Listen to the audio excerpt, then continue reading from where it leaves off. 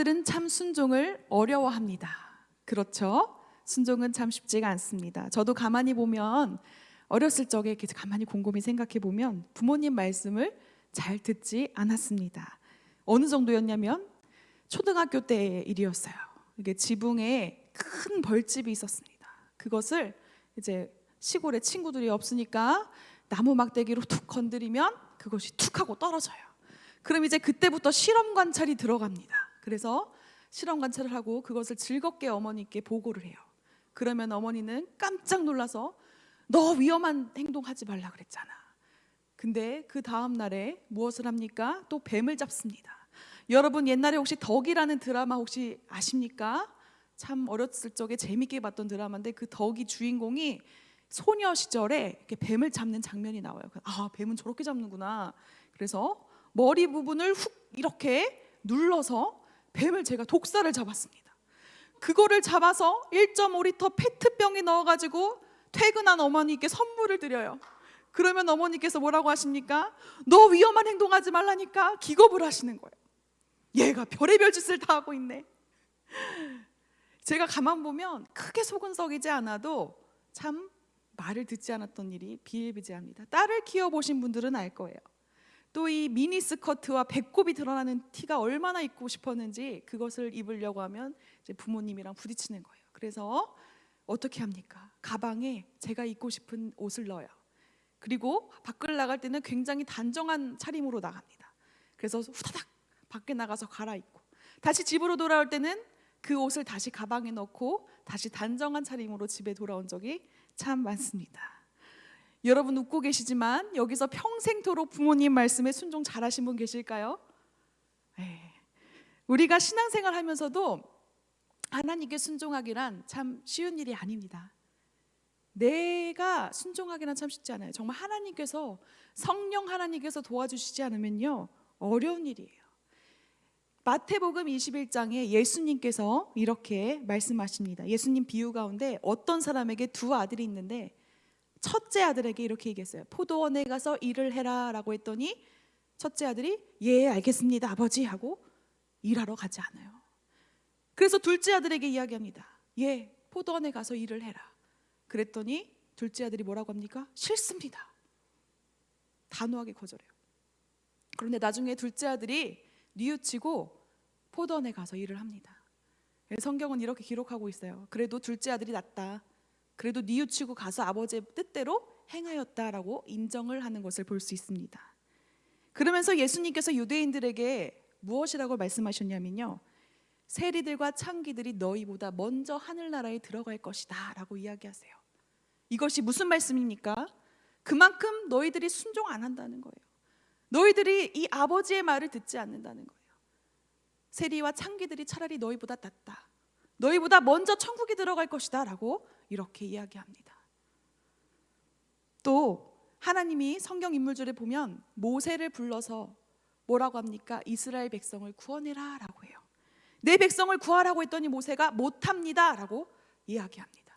저는 말을 못합니다. 저는 능력이 없습니다. 저는 나이가 많습니다 하고 하나님 명령에 불순종합니다.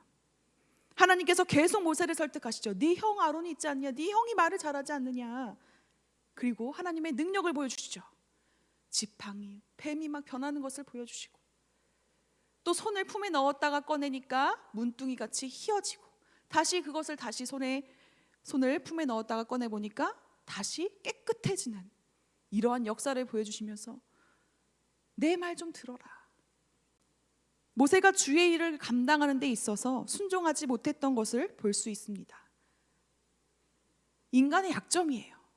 예레미야 선지자는 어떻습니까? 하나님의 부르심에 대해서 하나님 나는 아이입니다. 저는 말을 할 줄 모릅니다 하고 그 부르심 앞에 즉각 순종하지 못하는 그런 모습을 볼 수 있습니다. 예수님은 인간적인 약점이 없으셨을까요? 예수님 또한 있으셨어요. 이 겟세마네 동산에서 기도하실 때 예수님도 뭐라고 하십니까? 주여 할 수만 있으면 이 잔을 내게서 옮기시옵소서. 이게 예수님은 불순종이라고 보기는 조금 어렵지만 기도하시면서 많은 생각을 하신 거죠. 얼마나 고통스러웠겠습니까? 그때 가능하다면 좀 다른 방법이 없을까요? 부탁의 기도를 드리는 거예요. 그렇지만 결국은 내 원대로 마시고 아버지의 뜻대로 되길 원하나이다 라고 나중에 순종하시죠. 인간의 죄를 다 짊어지시고 십자가에 달려 돌아가셔야 인간이 죄 사함을 받고 구원을 받는데 그 유일한 방법을 예수님께서 결단하신 거예요. 그럼에도 불구하고 당장 순종하기가 어려웠던 그러한 정황이 나타나 있습니다. 여러분, 즐겁게 그리고 기쁘게 순종하는 것은 참 쉽지가 않습니다. 그런데 오늘 본문 말씀에 보면 즐겨 순종하기를 바라시는 것을 우리가 알 수 있어요. 우리가 19절 함께 읽겠습니다. 시작. 너희가 즐겨 순종하면 땅의 아름다운 소산을 먹을 것이요. 아멘. 순종이 절대 쉬운 것이 아니에요. 더군다나 순종하는데 즐겁게 아주 기쁨으로 순종하는 것은 참 어려운 일입니다.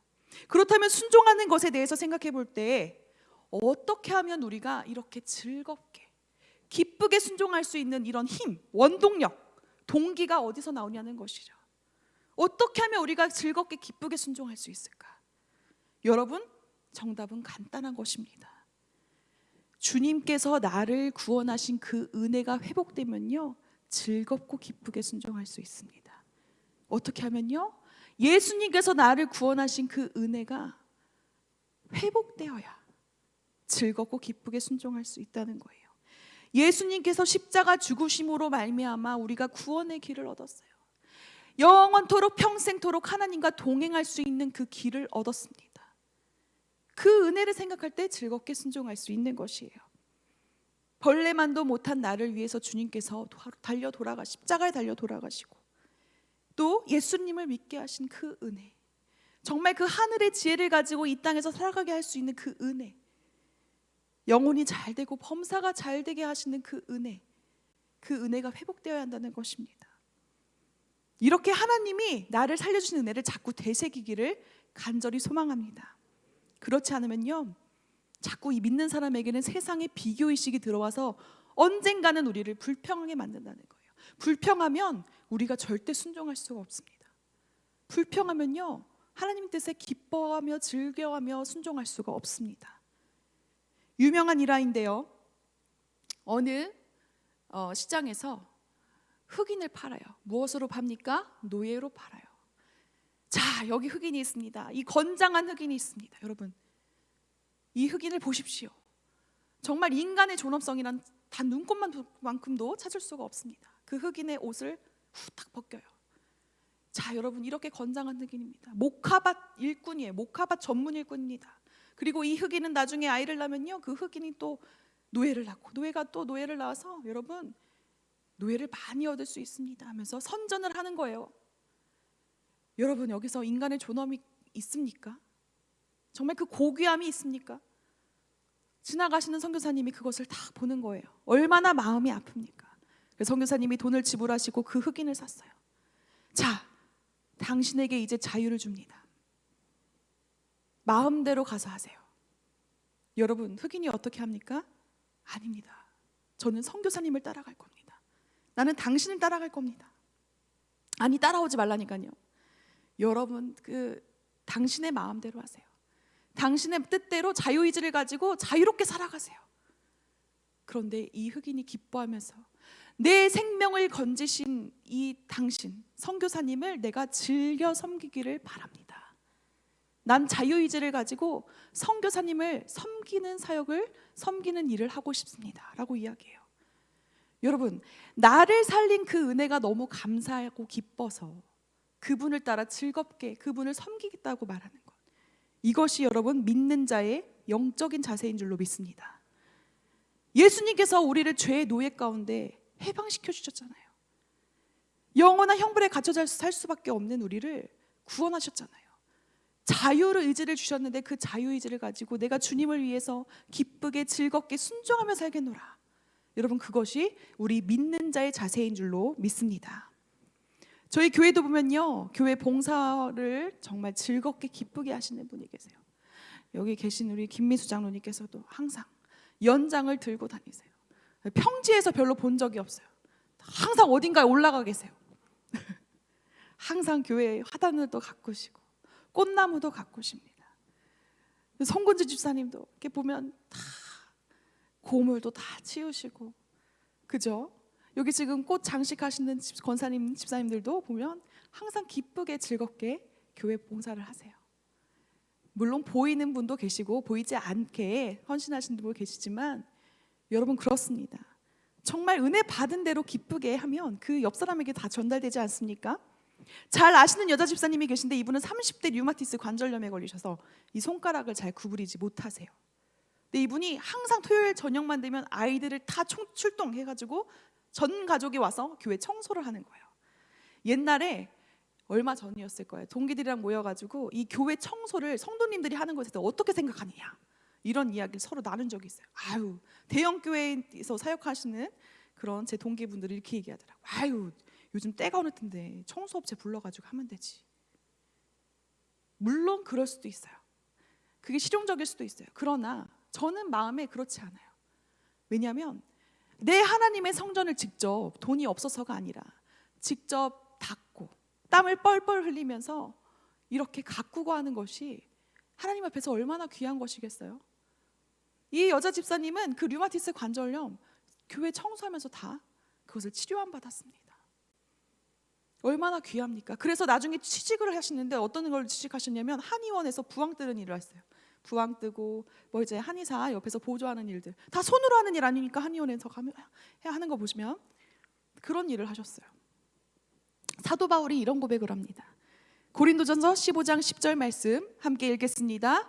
그러나 내가 나된 것은 하나님의 은혜로 된 것이니 내게 주신 그의 은혜가 헛되지 아니하여 내가 모든 사도보다 더 많이 수고하였으나 내가 한 것이 아니요 오직 나와 함께 하신 하나님의 은혜로다. 아멘. 여러분 사도 바울이요 얼마나 주의 일에 순종하기까지 얼마나 많은 고생을 했습니까? 성경에 보면 40에 하나 감한 매를 5번이나 맞았다 그래요. 40에 하나 감한 매를 한 번도 맞기 힘든데 5번이나 맞았습니다. 유대인들은 20대 이상 때리지 않아요. 죽을 것 같으니까. 근데 바울은 40에 하나 감한 매를 5번이나 얻어맞으면서 살았어요. 그러면 그 정도까지 되면 유대인들이 바울이 전하는 하나님을 좀 복음을 받아들일 만도 한데 그 복음을 받아들이지 않는다는 거예요. 그럼에도 불구하고 계속해서 바울은 복음을 전하는 일에 앞장섭니다. 또한 짐승에게 물릴 수 있는 그런 상황까지 오는데 바울은 그래도 즐겁게 즐겨하며 복음을 전하는 거예요. 여러분, 즐겨 순종하는 것은 하나님의 은혜를 회복할 때 가능한 것입니다. 그 은혜가 어떤 은혜인가요? 오늘 본문 말씀의 18절 함께 읽겠습니다. 시작. 여호와께서 말씀하시되 오라 우리가 서로 변론하자. 너희의 죄가 주홍 같을지라도 눈과 같이 희어질 것이요 진홍같이 붉을지라도 양털같이 희게 되리라. 아멘. 이사야 예언자의 말씀처럼 내 죄가 주홍 같을지라도 눈과 같이 희어지는 은혜, 바로 그 은혜입니다. 우리는 잘 알아요. 우리가 얼마나 스스로가 죄인인지. 여러분, 내가 얼마나 틈만 나면 죄 가운데 쉽게 넘어지는지, 그리고 얼마나 하나님 앞에 내가 배은망덕한 존재인지 스스로는 다 잘 알고 계실 겁니다. 이런 나를 죄 없다 하시고 이런 나를 자녀 삼아주시고 그러한 은혜를 기억하는 자, 생각하는 자는 즐겨 순종하게 되는 것입니다. 스데반 생각해 보십시오. 스데반은 순교할 때 불평하지 않았어요. 주여, 저들이 하는 일을 모릅니다. 그들이 몰라요. 기쁨으로 순교했습니다. 항상 사랑하는 성도 여러분들이 주님의 은혜를 날마다 기억하면서 즐겨 순종하시기를 간절히 축원합니다. 중요한 것이 있죠. 순종하는 자는 하나님이 반드시 좋은 일이 일어나게 하신다는 것입니다. 하나님이 주시는 복을 누릴 수가 있어요. 우리가 19절 함께 보면 너희가 즐겨 순종하면 땅에 아름다운 소산을 먹을 것이요 라고 이렇게 쓰여져 있습니다. 여러분, 노아가 순종함으로 방주를 지었는데 어떤 일이 일어나죠? 40일 동안 계속 밤낮으로 비가 내렸을 때, 다 모든 세상이 다 멸망당했을 때 노아 가족들은 어떻게 됐습니까? 구원을 받았어요.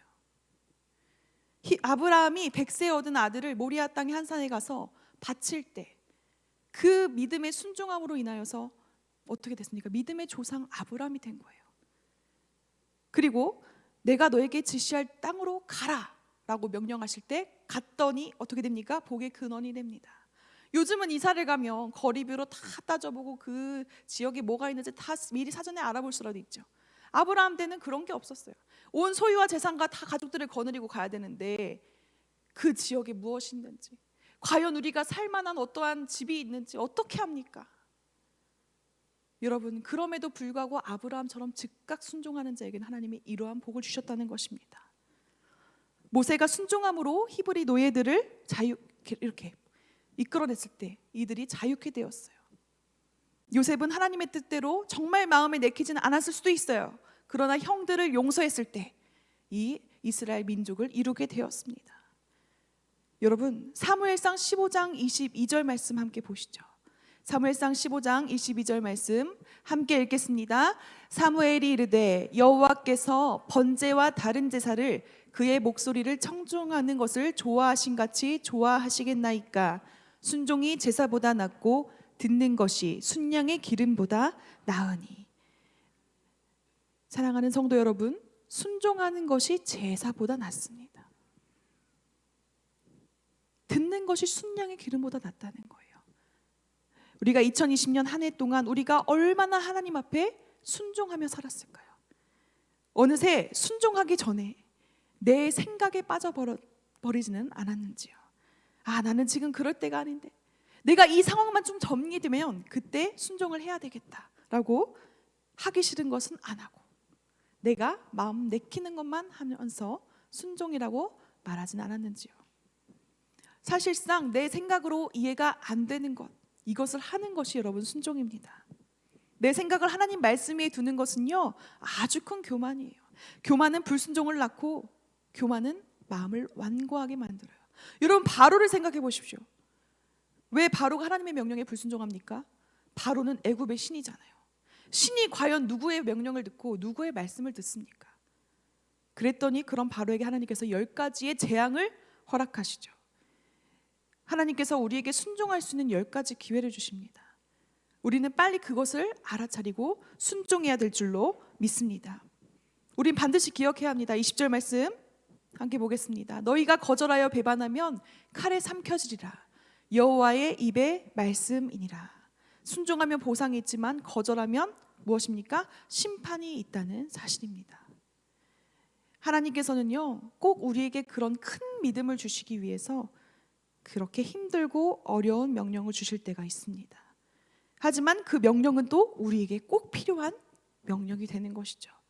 그 명령을 잘 순종하면 놀라운 축복과 기적이 일어나고, 그래서 힘들고 어려워도 하나님 말씀에 순종해야 될 줄로 믿습니다.